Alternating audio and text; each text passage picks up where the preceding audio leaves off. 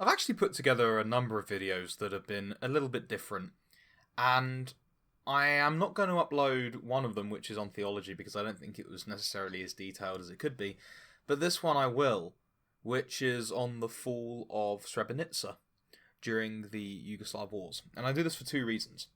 First of all, I want to remind everyone who thinks that we're in some kind of period where man has changed, that man really hasn't changed.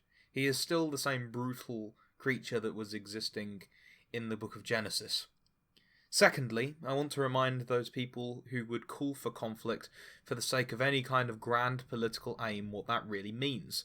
And I think that this UN report that I've found lays it out in a very cold and quite calculated tone, which actually gives it the opposite kind of effect when you read it stated in such nonchalant terms.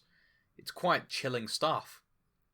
And thirdly, I want to get back into the habit of reading audiobooks, although this one will be free. I just want you guys to remember listening to this, not to enjoy it, but to take it in. Because it's one of the most chilling things I've ever read in my entire life. And I think that if we acknowledge what happened here at Srebrenica and Zepa, that we can acknowledge in a more perfect sense our own potential depravity, because we're no different from Mladic or Milosevic, really. We're still the same flesh and blood, but simultaneously we can be like great men and great humanitarians like Ignatius of Loyola. But in order to become like the latter, we must acknowledge the former. Also, just as an addendum, I'm going to omit a couple of sections because they are things like the discussions of the Security Council at the UN, which aren't necessarily pertinent to the message of this. So this is kind of an abridged version of the section. If you want to read the PDF, it's in the description. It starts on page 72. Section 8. Aftermath of the Fall of Srebrenica. 12th to 20th of July 1995. The following section attempts to describe in a coherent narrative how thousands of men and boys were summarily executed and buried in mass graves within a matter of days, while the international community attempted to negotiate access to them. It details how evidence of atrocities taking place gradually came to light, but too late to prevent the tragedy which was unfolding. In 1995, the details of the tragedy were told in piecemeal fashion, as survivors of the mass executions began to provide accounts of the horrors they had witnessed. Satellite photos later gave credence to their accounts. The first official United Nations report, which signalled the possibility of mass executions having taken place, was the report of the Special Rapporteur of the Commission on Human Rights, dated the 22nd of August 1995. It was followed by the Secretary-General's report to the Security Council, pursuant to Resolution 1010, 1995, of the 30th of August, and the 27th of November 1995. Those reports included information obtained from governmental and non-governmental organisations, as well as information that had appeared in the international and local press. By the end of 1995, however, the International Tribunal for the former Yugoslavia had still not been granted access to the area to corroborate the allegations of mass executions with forensic evidence. The tribunal first gained access to the crime scenes in January 1996. The details of many of their findings were made public in July 1996, during testimony under Rule 60 of the Tribunal's Rules of Procedure, in the case against Ratko Mladic and Radovan Karadzic. Between that time and the present, the tribunal has been able to conduct further investigations in the area where the executions were reported to have taken place and where the primary and secondary mass graves were reported to have been located. On the basis of the forensic evidence obtained during those investigations, the tribunal has now been able to further corroborate much of the testimony of the survivors of the massacres. On the 30th of October 1998, the tribunal indicted Radislav Kristci, commander of the BSA, or Bosnian Serb Army's Drine Corps, for his alleged involvement in those massacres. The text of the indictment provides a succinct summary of the information obtained to date on where and when the mass executions took place. The aforementioned sources of information, coupled with certain additional confidential information that was obtained during the preparation for this report, form the basis of the account which follows. Sources are purposefully not cited in those instances where such disclosure could potentially compromise the tribunal's ongoing work. Section A. 12th of July. Meetings with Mladic. Deportation commences. Section 318. You have to remember this is in the middle of a document. I also apologise if you can hear the talking in the background. On the 12th of July, the special representative of the Secretary General transmitted the text of the Dutch Bat Commander's report, that being the Dutch Battalion, Commander's report to the United Nations headquarters in New York. In doing so, he also provided an update of the situation as it stood at the time. He indicated that the BSA was still holding 31 Dutch Bat soldiers hostage, including the B Company commander, who had been apprehended by the BSA the day before. He added that the 3 observation posts that were still being manned were now behind Serb lines. He also stated that Dutch Bat could provide only 2 meals for each of the refugees in Potocari, after which their stocks would be exhausted. He stressed that Bosnian government authorities were opposed to the United Nations plan to evacuate all those in Potocari who wished to leave Srebrenica. Minister Hasan Muratovic, on behalf of the Bosnian government, had reportedly told UNHCR representatives that his government did not accept the evacuation of civilians out of Potocari, other than in cases of medical emergencies. Mr. Muratovic had apparently added that because Srebrenica was a United Nations safe area, the newly displaced should be accommodated there. The special representative also indicated in his report that there was a, quote, real concern that Žepa would be the next objective of the Serbs. General Mladic had reportedly announced on Bosnian Serb radio that all Bosnians in Žepa should lay down their weapons and would not be hurt if they did so. Furthermore, the BSA had shelled 4 UN Pro-4 observation posts in Žepa, and there had been an increase in fighting around the enclave. He concluded that, with only 120 soldiers in Žepa, the Ukrainian forces will not be able to mount much of a defence if the enclave is attacked.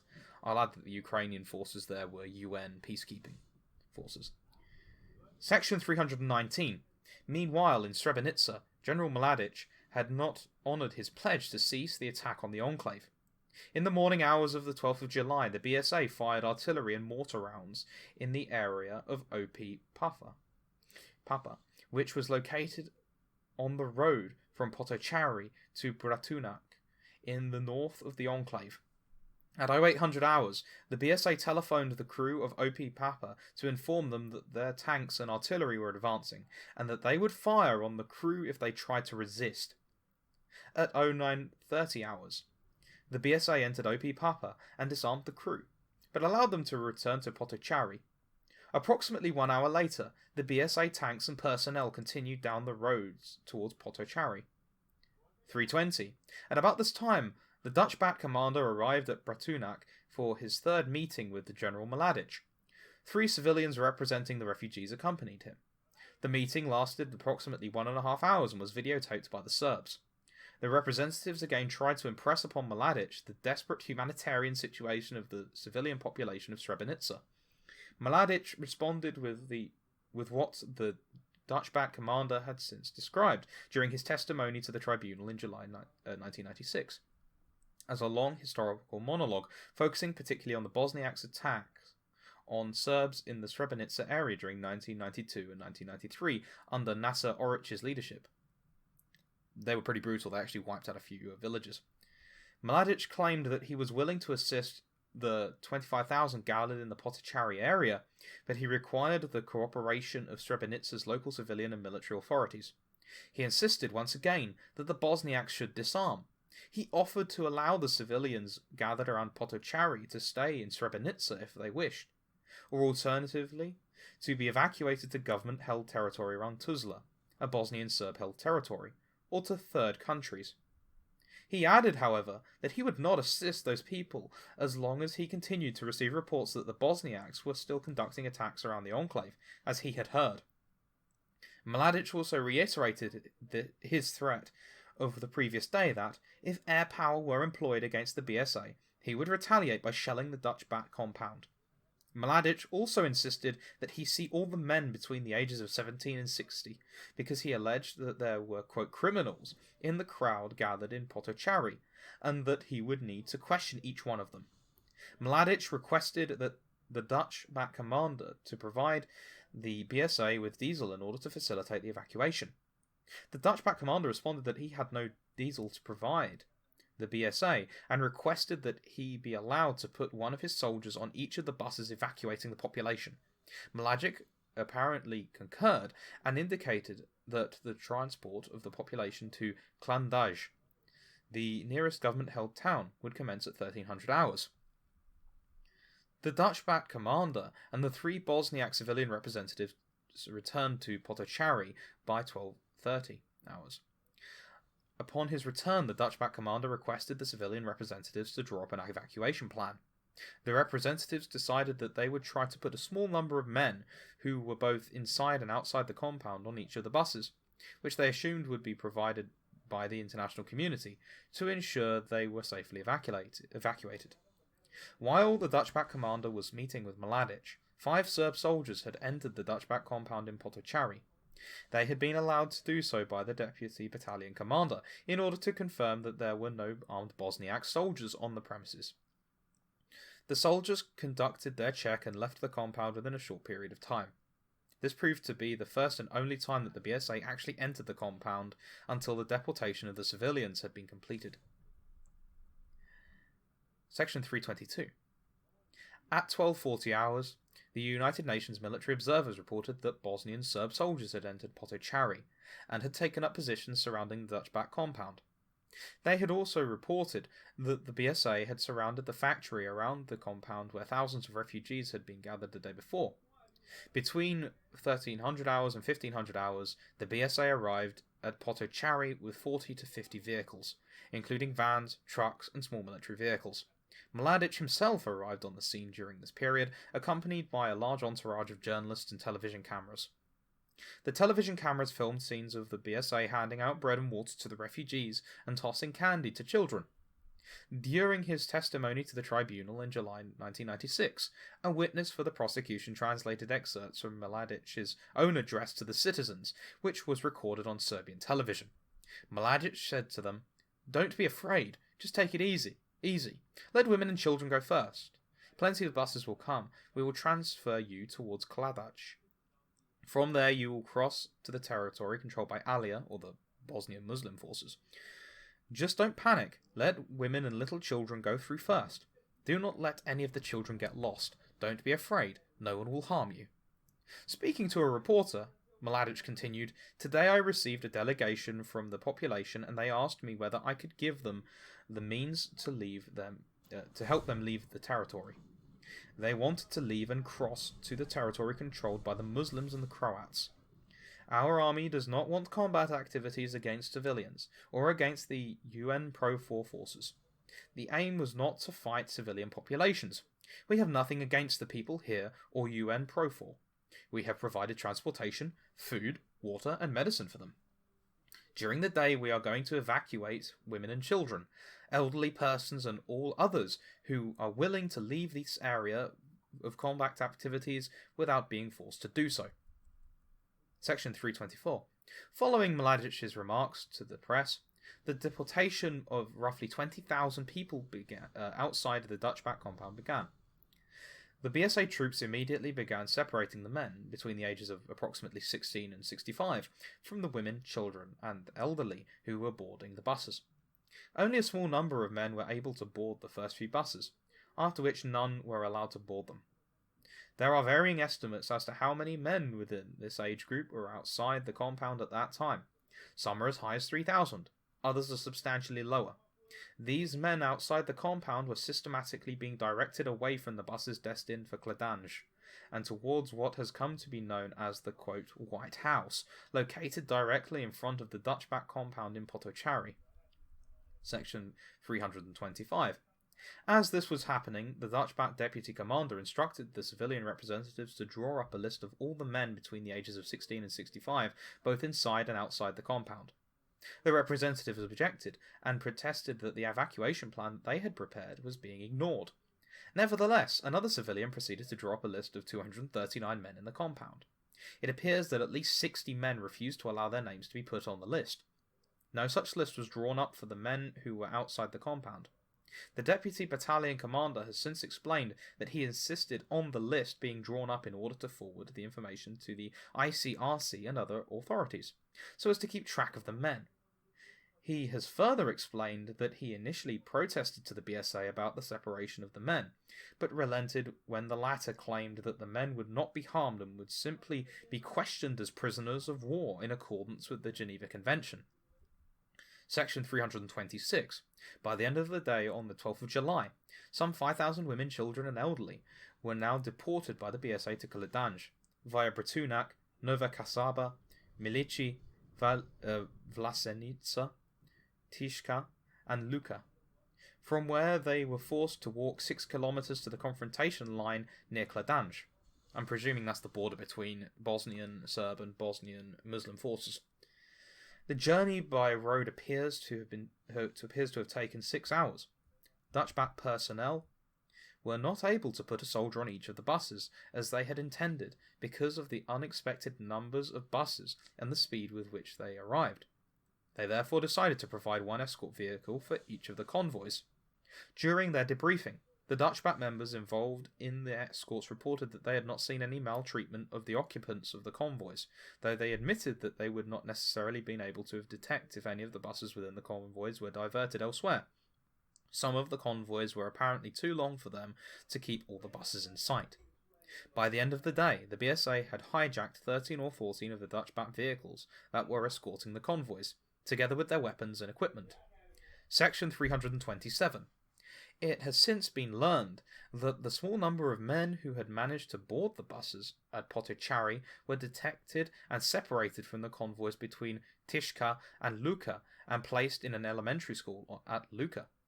1 or 2 days later, the BSA loaded 25 of them onto a truck and drove them to an isolated pasture near Vlasenica, where they were shot. Section 328. Meanwhile, during the course of the day, the force commander sent a letter to General Mladic in which he wrote, quote, "The humanitarian situation in Potocari is possibly worse than at any time in this sad and unnecessary war, and will certainly become a disaster of unparalleled magnitude if urgent measures are not immediately taken. My aim in writing to you on this subject is to enlist your support in saving lives on a grand scale." The force commander proposed that Mladic allow heavy-lift United Nations helicopters to fly in food and medicine to Potocari, and that the wounded be medically evacuated to central Bosnia. He also proposed to send a negotiating team to Potocari to act as his personal envoys, and enter into negotiations, quote, "with the aim of saving further lives," unquote. He continued, quote, "An earnest sign of your goodwill in these negotiations will be to allow them free access into Potocari, and thereafter unrestricted movement." Mladic subsequently refused any overture from the force commander or senior UN Profor officers based in Sarajevo to travel to Srebrenica to negotiate with him. In fact, General Guerrero told the UN Profor commander's chief of staff on the afternoon of 12th of July that the BSA would only deal with the Dutch-backed commander and that they refused to allow the helicopter flights into Srebrenica because they, quote, "could not guarantee their safety." Section C, I've skipped B because it's just debate, basically. Night of the 12th of July, sporadic killing begins. Section 340.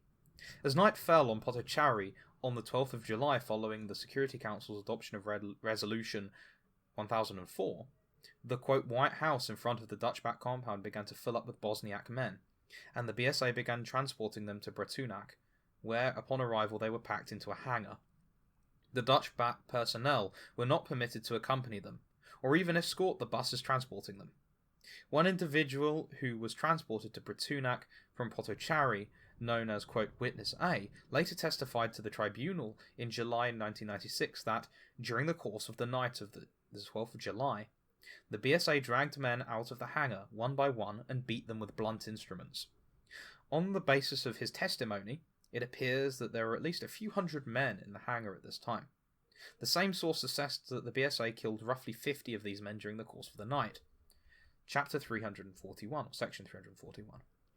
At around midnight on the 12th of July, a convoy that had left Potocari 6 hours earlier arrived near the disembarkation point en route to Cladange.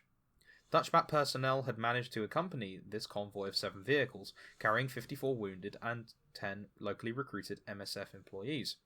During their debriefing, the Dutch-Bat personnel reported that the BSA turned aggressive when they saw that 20 of the wounded men were of military age. The BSA dragged the wounded off the vehicles and forced them to proceed on foot to Cladange. Many of these, the Dutch-Bat assessed, would have had to crawl the 6 or 7 kilometres to Cladange because they were unable to walk. That's around about 3.5 miles. The Dutch-Bat personnel also reported that the BSA detained at least 2 or 3 female MSF employees, and that they do not know their fate. While the wounded could either walk or crawl, proceeded towards Cladange, there were still 34 wounded who could not even crawl. The BSA refused the Dutch-Bat request to assist them. These 34 were left on the vehicles, which were then sent back to Bratunac. That convoy was forced to wait until the morning, at the enclave boundary between Potocari and Bratunac, by which time one of the wounded had died. Section 342. The Dutch-Bat debriefing report also indicated that during the night of the 12th and 13th of July, the BSA was probably committing further abuses against the men in Potocari. The report noted that, during the early evening of the 12th of July, a Dutch-Bat soldier saw about 10 people being led by 2 armed BSA soldiers in a westerly direction from the Dutch-Bat compound towards a dirt track. Several soldiers from Dutch-Bat went to the area on the 13th of July and found the corpses of 9 men near a stream. All of the dead had gunshot wounds in their backs at heart level. In another incident, Dutch-Bat personnel saw BSA soldiers force at least 5 men into a large factory opposite the Potocari compound. Shortly afterwards, they heard 5 or 6 shots. A Serb soldier later emerged from the factory, armed with a pistol, but the Dutch-Bat soldiers were unable to ascertain what had taken place. Another Dutch-Bat soldier described an incident where he saw a man kneeling or sitting in the middle of a group of Serbian soldiers. The group was approached by a number of Serbian soldiers, who took the man and dragged him to an area behind a house. Screams and a shot were then heard, and the soldiers returned alone, shook hands with the other Serbs and left. The Dutch-Bat soldiers could not establish at that time whether an execution had taken place. In another account, a Dutch-Bat soldier saw 5 male refugees disembark from a minibus near the Potocari compound entrance. 2 of the men tried to flee, but ran straight into Bosnian Serb soldiers. The Dutch-Bat soldier heard 2 shots and saw both men fall to the ground. Section 343.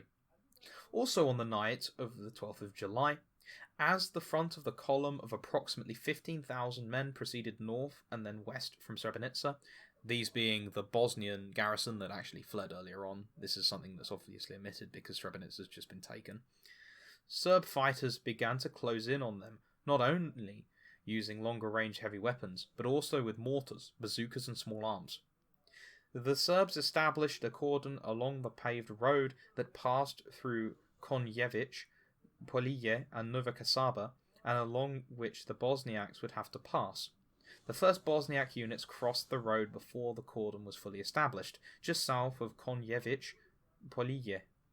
Crossing the road, the Bosniaks heard Serbian patrols hailing them with megaphones, urging them to surrender. They also saw UN Pro-4 vehicles, which had been commandeered by the Serbs, and soldiers in blue helmets. Section 334. Behind this first group of Bosniaks, the middle section of the column was being ambushed. A large section of the column had stopped to rest at a clearing near Kamenica, known locally as Kameničko Brdo. Survivors recalled that a group of at least 1,000 Bosniaks were engaged at close range by small arms. Hundreds appear to have been killed as they fled the clearing. The skeletonized remains of some of those killed in this ambush remained clearly visible to the tribunal investigators and UN nation staff members passing through there in 1996 even. Survivors recalled how many of the wounded were left behind, some of whom shot themselves or detonated grenades in order to escape capture. Some wounded were carried along with the survivors, later surrendering. It's also important to note that these fleeing Bosnian troops, around about a third of them were armed, so 2/3 did not have any weapons whatsoever. Section 345.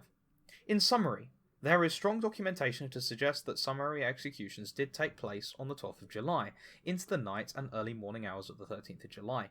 It does not appear, however, that the largest number of executions had yet been carried out. Information from Serbian sources appears to suggest that the decision to kill the men of Srebrenica may have been taken only after the fall of Srebrenica.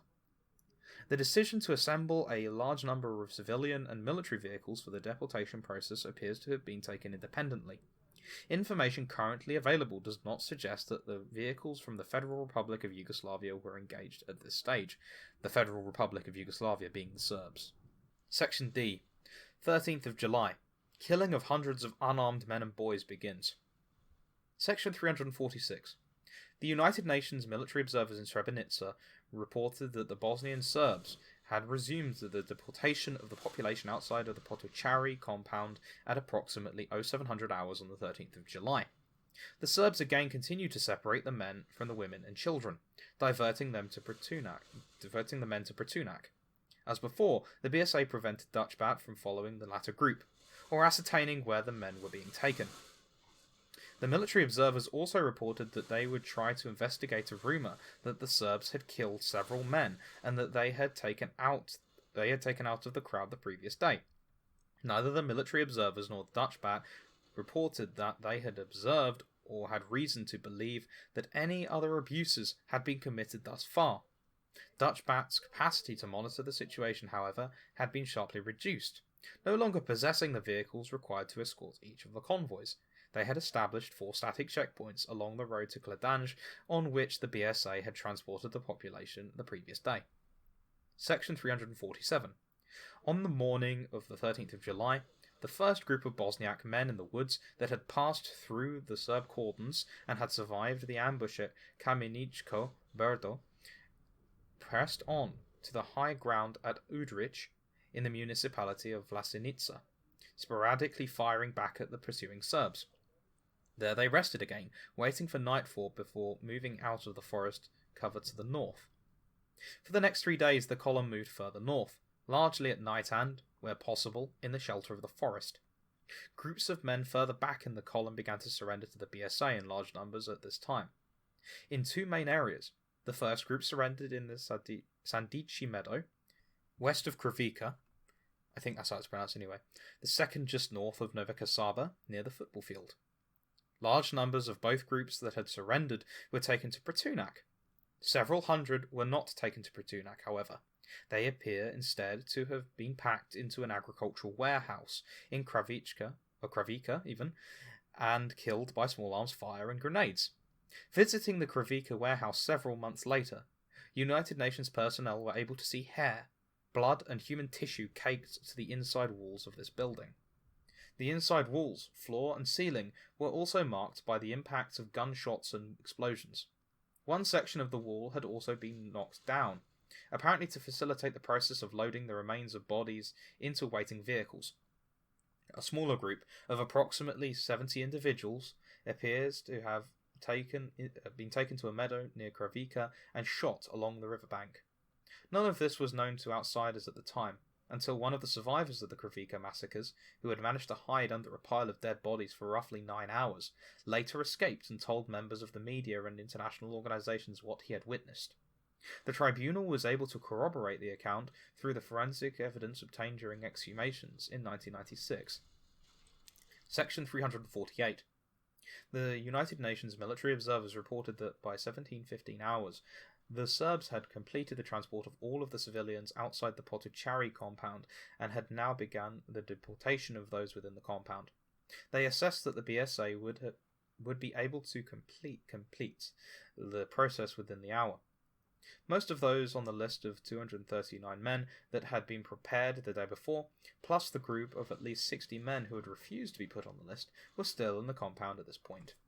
One witness spoke with those men maintains that they thought that if they were handed over to the VSA, they would be killed.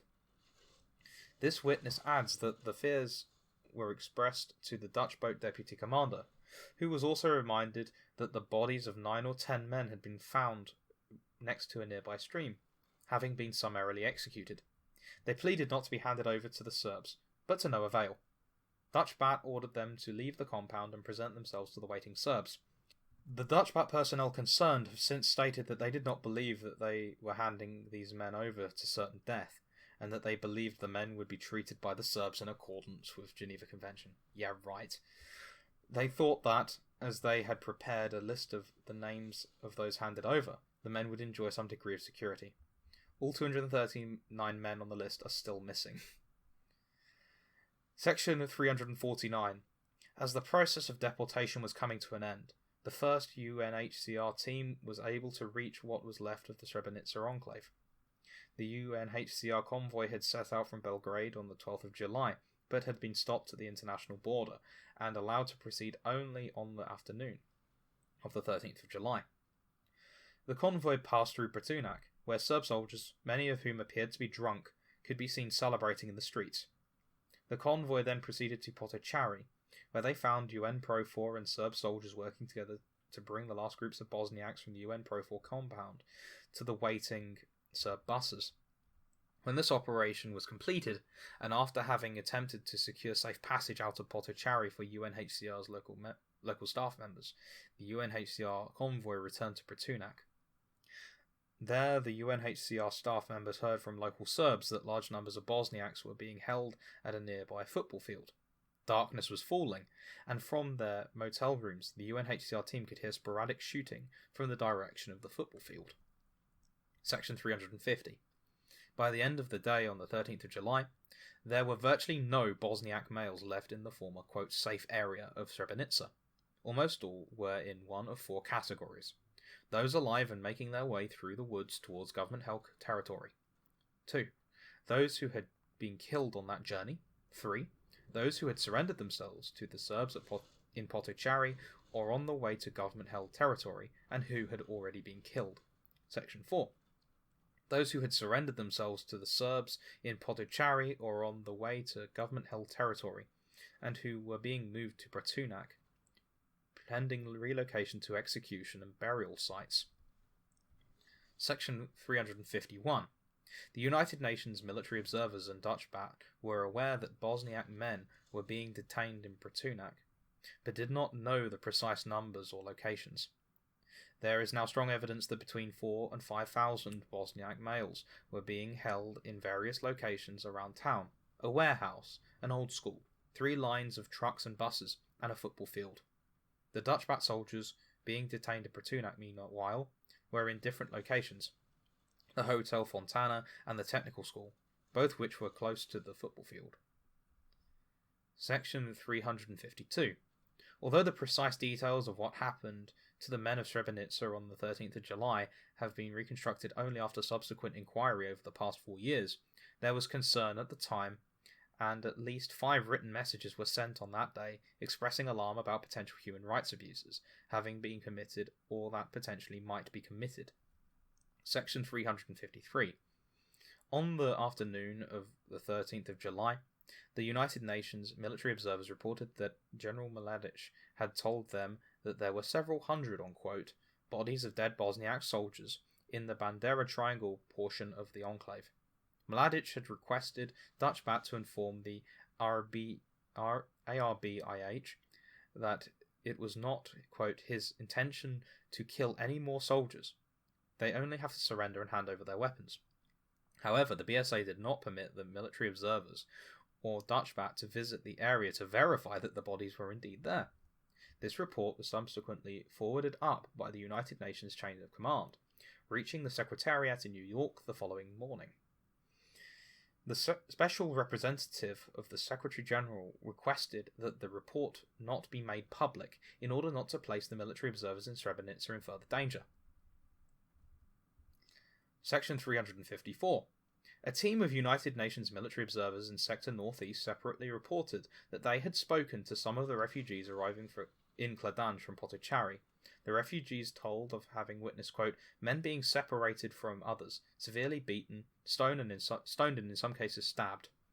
They added that 30 to 35 wounded had been taken to Pratunac, and that another vehicle had, quote, disappeared en route to the drop-off point. In another report on the 13th of July, the UN Profor commander, who had been recalled from leave, informed the special representative of the Secretary General and the force commander that, quote, reports of abductions and murder, unconfirmed as of yet, are beginning to be heard from the Srebrenica area. Section 355. The Change d'Affaires of the Permanent Mission of Bosnia and Herzegovina also officially expressed his government's concern on the 13th of July in a letter to the Secretary General. He communicated the reports his government had heard that men aged 13 years and older had been separated from those transported to Cladanj, and that their whereabouts was unknown. He added that there were additional reports of women between the ages of 15 and 35 whose whereabouts were also unknown. He noted that, quote, the fate of these detainees is uncertain and there are substantial grounds to fear their execution, though these reports could not yet be confirmed. He concluded his letter by stating that, quote, since the United Nations has failed to defend the population of Srebrenica on United Nations demilitarized territory, it is not absolved of its obligations to provide for them now, once in government-held territory, after having exposed them to life-threatening danger resulting from the absence of timely United Nations action. Section 356. The Secretariat also learned from another source on the 13th of July that the Serbs had separated men of military age from among the displaced persons and brought them to Pratunac. The same day, the Secretariat expressed concern to his special representative that, without the presence of the non-governmental organizations, ICRC and other United Nations agencies in the area, the fate of those displaced persons would remain unknown. The Secretariat stressed that it was imperative that in any negotiation with the Serbs, access to these individuals be given priority. Section 357. Furthermore, the Dutch Bat debriefing report indicates that several members of Dutch Bat independently saw corpses or witnessed events on the 13th of July which gave rise to suspicions that potential grave abuses might have been committed.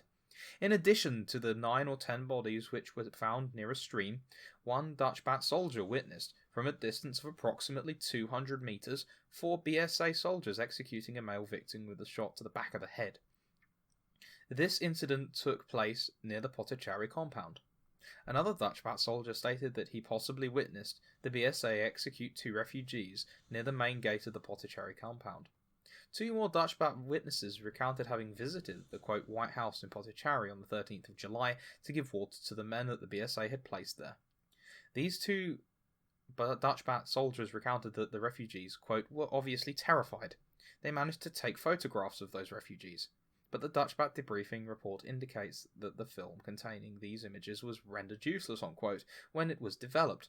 No explanation was provided in this regard. The same film apparently contained photographs of the 9 or 10 bodies found near the stream. Several other Dutch Bat personnel reported seeing the bodies of between 1 and 5 men lying on the road between Pratunac and Konjevic on the 13th of July, while they were escorting the convoys. Another Dutch Bat soldier revealed that on the 13th of July he had observed what he estimated to be 1,000 Bosniak soldiers squatting in the football stadium to the north of Nova Kasaba. During the night, while in Nova Kasaba, he reported hearing a great deal of shooting from handheld weapons in a northerly direction, unquote. Section 358. A number of the Dutch Bat personnel appear to have communicated some of the accounts described above to UN Profor personnel when they arrived in Zagreb at the end of July, as well as during their debriefing back in the Netherlands. As noted at the beginning of this chapter, those accounts were included in the report of the Special Rapporteur of the Commission on Human Rights of the 22nd of August 1995, as well as in the Secretary-General's reports to the Security Council, pursuant to Resolution 1010 of the 30th of August and 27th of November 1995. However, it appears that only a very limited number of the accounts in paragraph 357 above were formally reported up the UN Profor chain of command on the 13th of July, or the following day, even though it appears that some of the Dutch BAT personnel who were not being held captive by the Serbs may have had the means to do so at the time. Section 359. Thus, on the 13th of July, strong alarm was expressed at the various levels that abuses might have been or were being committed against the men of Srebrenica, but none had been confirmed as having taken place at that time. Efforts were nevertheless focused at the highest levels to try and address the situation. Section 360. On the 13th of July, the Secretariat provided the Secretary-General's Special Envoy, Thorvald Stoltenberg, with instructions on how he was to proceed with this high-level negotiations with the Bosnian Serbs, and if deemed appropriate with the authorities in Belgrade. He was to try to negotiate a restoration of the safe area regime in Srebrenica, or, if this was not possible, at least a continuing United Nations presence there. He was to negotiate the release of the United Nations personnel being detained and the restoration of their freedom of movement. He was also to obtain commitments for humane treatment of the refugees and displaced persons, in accordance with international humanitarian norms, and access for humanitarian convoys. Concerning the safe areas in general, he was also instructed to negotiate an end to all BSA attacks on the safe areas, the definition of the boundaries of the safe areas on the basis of maps prepared by UN Profor, demilitarization of the safe areas and freedom of movement for UNHCR and non-governmental organizations, and access for humanitarian convoys. The Special Envoy was urged to coordinate closely with the Special Representative of the Secretary-General and the European Union negotiator, Carl Blid, who had just returned from a meeting of the contact group held on the matter the previous day in London, who was thought to be able to offer assistance through contact with the authorities of the Federal Republic of Yugoslavia. Okay, so I think I'm actually going to bring this to a close, because I've realised just how long this document is. I had 15 pages down, but since it's double columned, it's effectively doubled the amount there. So I don't think it makes all that much sense for me to make a 2-hour long video, so I'm going to split it here. In the next couple of days, I will upload the second part, which will begin with the 14th of July, Section E, on page 80. The mass executions commence. European Union negotiator meets Milosevic and Mladic. Okay? I hope you've learnt something from this. I don't think you can possibly enjoy it, but, well, yeah, please tell me how you think it is, and whether you'd like to hear more stuff like this. Thank you.